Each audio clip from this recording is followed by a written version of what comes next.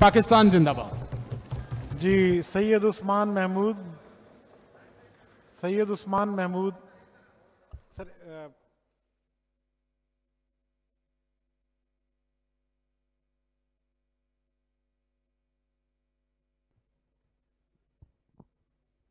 औज़ुबिल्लाहिमिनश्शैतानिर्रजीम, बिस्मिल्लाहिर्रहमानिर्रहीम। जनाब chairman, I thank you कि आपने आज 4th budget of the provincial assembly of the Punjab पे मुझे बोलने का मौका दिया।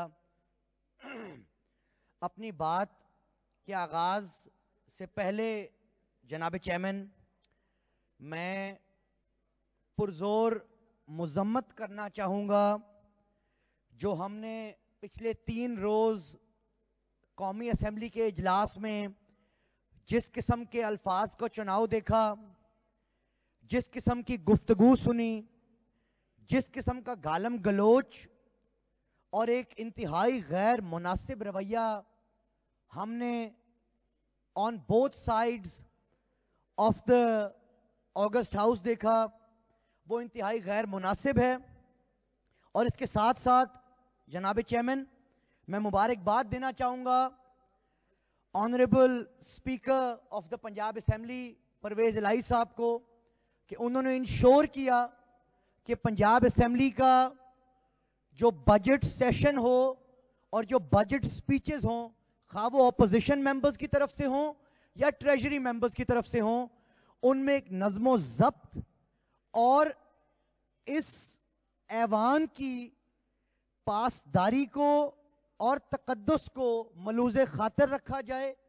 और जनाब चेयरमैन, जो हमारे कंधों पे इस मुल्क के बाशऊर गयूर अवाम ने एक जिम्मेवारी का बोझ डाला है, हम उस अवाम को ये पैगाम दे सकें कि हम वाकई उनकी इस जिम्मेवारी को निभाने के अहल हैं। जनाब चेयरमैन, आज 3 साल गुजरने के बाद जब हम पहली मर्तबा इस हाउस में आए थे मुंतखब होके, तो हम बहुत रिस्पॉन्सिबिलिटीज, होप्स और एक्सपेक्टेशंस के साथ आए थे कि हम चाहे ट्रेजरी बेंचेस का हिस्सा हों या ऑपोजिशन का हिस्सा हों, हम इस सूबे की 12 करोड़ आवाम की बेहतरी के लिए, फलाह के लिए, बहबूद के लिए हम कुछ ऐसे इक़दामात लेंगे जिस पे हम भी हिस्सा डालेंगे for the greater good of the province of Punjab. मगर जनाबे चेयरमैन, हमने क्या देखा पिछले 3 सालों में कि 6 करोड़ की आबादी जिसको ऑपोजिशन के 172 मेंबरान रिप्रेजेंट कर रहे हैं, ट्रेजरी बेंचेस की तरफ से उन 6 करोड़ पंजाब की आबादी के नुमाइंदगान को कॉर्नर कर दिया गया। चाहे तालीम हो, सेहत हो, सैनिटेशन हो, ऑपोजिशन के किसी हलके को, ऑपोजिशन के किसी मेंबर को हिस्सा नहीं दिया गया। मैं जनाब चेयरमैन आपसे पूछता हूं, क्या हमारे हलकों में रहने वाले लोग इस मुल्क के टैक्स पेयर्स नहीं हैं? इस मुल्क की फलाह और बहबूद के हिस्सेदार नहीं हैं? इस मुल्क के अंदर कंट्रीब्यूट नहीं करते? तो ये सलूक क्यों?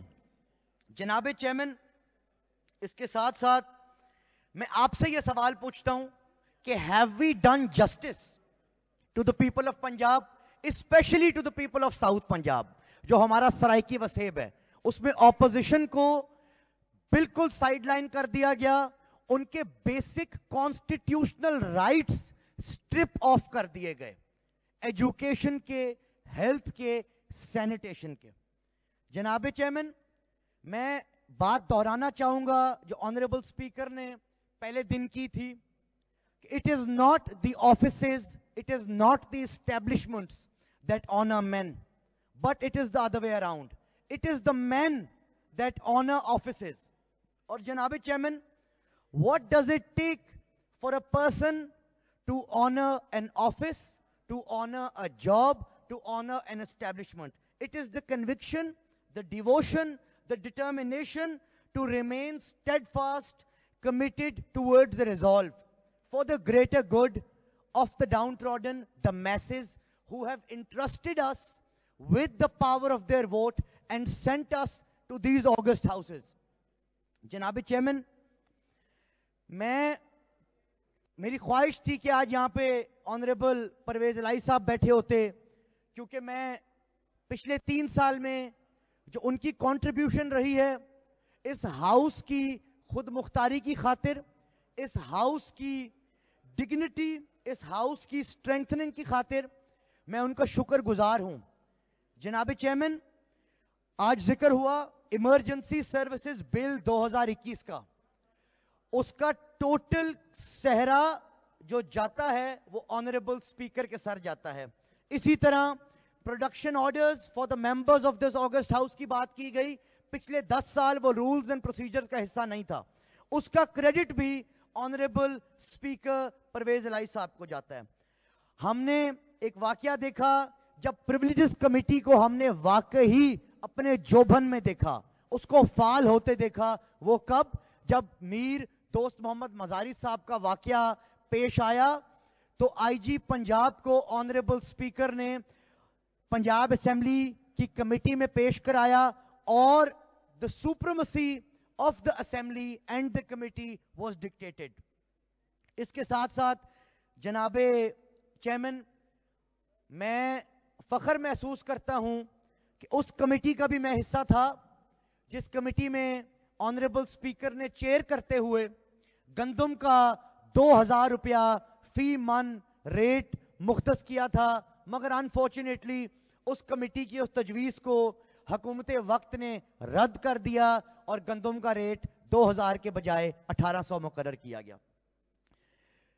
जनाब चेयरमैन, अब मैं बजट की चंद फैक्ट्स एंड फिगर्स पे आना चाहूंगा.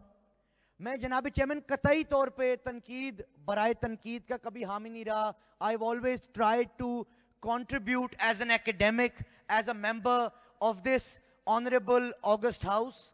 मगर जनाब चेयरमैन, थोड़ा सा जो एदादो शुमार हमें दिए गए उसमें वफाक और सूबे के मामलात में कुछ ताजाद था. मिसाल के तौर पे हमें टैक्स कलेक्शन टारगेट्स जब हम निकालते हैं 2020-21 के, वो 4.9 ट्रिलियन रुपीस थे जनाब चेयरमैन, जबकि वो टारगेट्स मौजूदा हुकूमत अचीव करने में 500 अरब का डेफिसिट रहा है और तकरीबन 6.3% फिस्कल डेफिसिट की शरह है आज.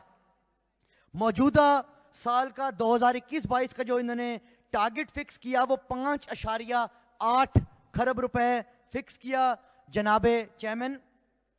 और जो फेडरल गवर्नमेंट ने ग्रोथ फिगर्स दिए वो 4.8% के दिए, जबकि जो प्रोविंशियल मिनिस्टर साहब ने जो अभी बैठे हैं इस ऑगस्ट हाउस में, उन्होंने जो ग्रोथ फिगर्स दिए वो 3.94% के दिए. जनाबे चेयरमैन, आज की तारीख पे शरह नमू इन्फ्लेशन जो है पाकिस्तान में दैट इज 11.1%. तो मैं पूछना चाहता हूं, चले हम सुबाई वजीर खजाना साहब के जो ग्रोथ फिगर्स हैं उनको छोड़ देते हैं, वफाक के जो एग्जैजरेटेड फिगर्स हैं उनको मलूज़े खाते रखते हुए, इन्फ्लेशन को मलूज़े खाते रखते हुए हम 15% ग्रोथ इसमें रख लेते हैं. मगर जो रिमेनिंग 15% ग्रोथ है जो इन्होंने टारगेट रखा है 5.8 खरब रुपए का, वो कैसे अचीव होगा? एट द सेम टाइम ये कहते हैं कि इन्होंने टैक्स फ्री बजट दिया, जबकि बहुत क्लियर कट तरीके से इन्होंने 375 से 380 अरब रुपए के एडिशनल टैक्सेस का जिक्र किया. इसके साथ साथ जनाबे चेयरमैन, इन्होंने 600 अरब रुपया पेट्रोलियम लेवी से इकट्ठा करने का भी एक टारगेट सेट किया है, जिसके डेट्रीमेंटल इफेक्ट्स आएंगे हर अशियाए खुर्दो नोश की कीमत में, विच विल बिकम अनअफोर्डेबल. जनाब चेयरमैन, जो पिछले साल की वफाकी हुकूमत की PSDP थी वो 650 अरब की थी, जबकि हुकूमत सिर्फ 421 अरब खर्च करने में